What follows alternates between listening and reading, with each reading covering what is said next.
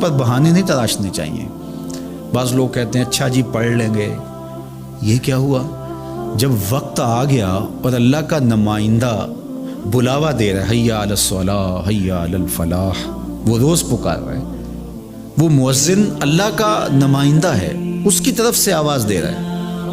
بلایا جا رہا ہے تمہیں، حیا علی الصلاۃ، نماز کی طرف آؤ، حیا علی الفلاح، یہ سراسر فلاح ہے، سراسر بھلائی ہے، یہ سراسر نیکی ہے، سراسر خیر ہے جس کی طرف تمہیں بلایا جا رہا ہے۔ تم بہانے تراشتے ہو، اچھا پڑھ لیں گے، اچھا پڑھ لیں گے۔ بہت سارے بے نمازیوں کا بہانہ ہوتا ہے میرے کپڑے ٹھیک نہیں ہیں،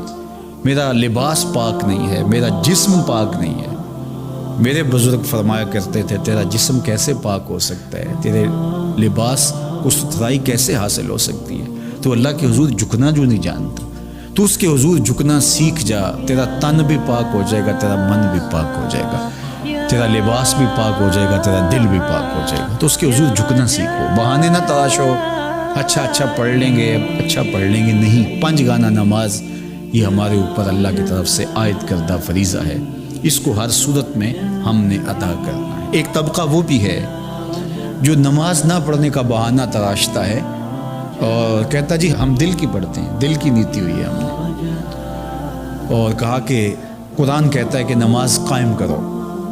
تو نماز پڑھنے کا تو نہیں کہا گیا، نماز قائم کرنے کا کہا گیا ہے، تو ہم نے تو قائم کی ہوئی ہے۔ اور کچھ جاہل لوگ ایسے لوگوں کے بہلاوے میں آ جاتے ہیں، یہ تو بالکل بادی النظر کے اندر جاہل شخص دکھائی دے رہا ہے،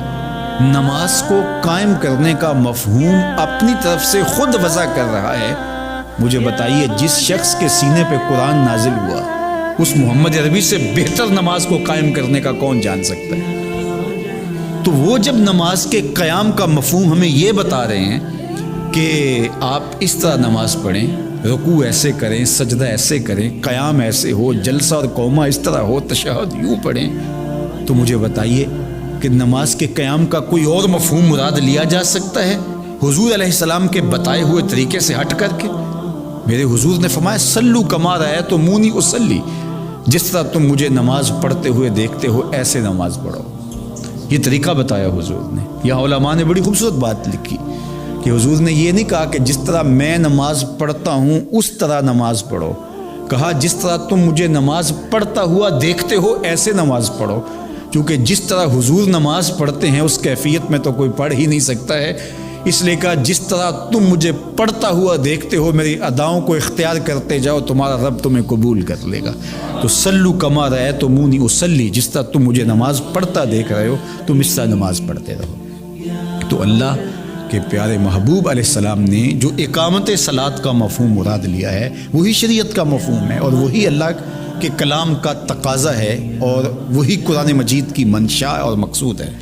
اس سے ہٹ کر کے کسی جاہل کی باتوں میں آ کر کے اپنی آخرت برباد نہیں کرنی چاہیے۔ اللہ تعالیٰ جل شانہ نے قرآن مجید میں ایک موقع پہ ارشاد فرمایا فَوَيْلٌ لِّلْمُصَلِّينَ الَّذِينَ هُمْ عَنْ صَلَاتِهِمْ سَاهُونَ، سو خرابی ہے ان نمازیوں کے لیے جو اپنی نمازوں سے ہی بے خبر ہے، نماز پڑھ رہے ہیں لیکن انہیں پتہ ہی نہیں کہ ہماری نماز ہمیں بتا کیا ہے، ہماری نماز کا سبق کیا ہے، اس کے اثرات ہی ان کے وجود پہ مرتب نہیں ہوتے، جبکہ نماز کا لازمی نتیجہ یہ ہے کہ نماز برائی اور بے حیائی سے روکتی ہے۔ نماز کے نتیجے کے اندر یہ چیز نصیب ہوتی ہے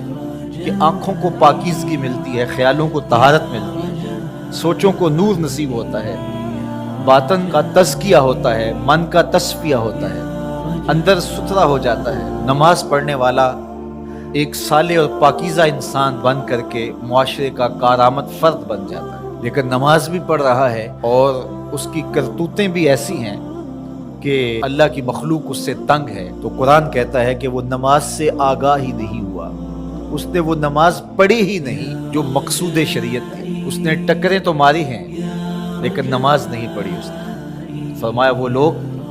اپنی نمازوں سے بے خبر ہیں، اور فرمایا کہ وہ نماز نہیں پڑھ رہے ہوتے، وہ دکھلاوا کرتے ہیں، اپنے آپ کو بھی دھوکہ دے رہے ہیں، اللہ کی مخلوق کو بھی دھوکہ دے رہے ہیں۔ اللہ تعالیٰ جل شانہ تو نیتوں کے بھید جانتا ہے، اس کو کون دھوکہ دے سکتا ہے، تو وہ اپنے آپ کو حقیقت میں دھوکہ دے رہے ہیں۔ تو وہ نماز فلاح کا سبب اور ذریعہ ہے جو نماز خشوع و خضوع کے ساتھ پڑھی جائے۔ قد افلح المؤمنون، فلاح انہوں نے پائی، کامیاب وہ ٹھہرے جو اہل ایمان، الذین هم فی صلاتہم خاشعون۔ اب ایمان کے بعد جو اوصاف ذکر کیے گئے کامیاب بامراد دارین کی فلاح پانے والے اشخاص کے، ان میں سے پہلا وصف بیان کیا گیا کہ یہ وہ خوش نصیب لوگ ہیں جو اپنی نمازوں میں خشوع و خضوع کرتے ہیں، عاجزی کرتے ہیں۔ نماز کا خشوع یہ ہے کہ آداب کی رعایت کے ساتھ نماز پڑھی جائے،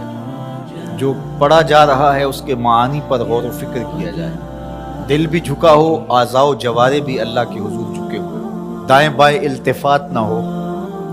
اور پوری توجہ کے ساتھ اللہ کے حضور کھڑا ہو جائے۔ اس کا حظ اور اس کا لطف پھر بندے کو نصیب ہوتا ہے۔ اللہ اللہ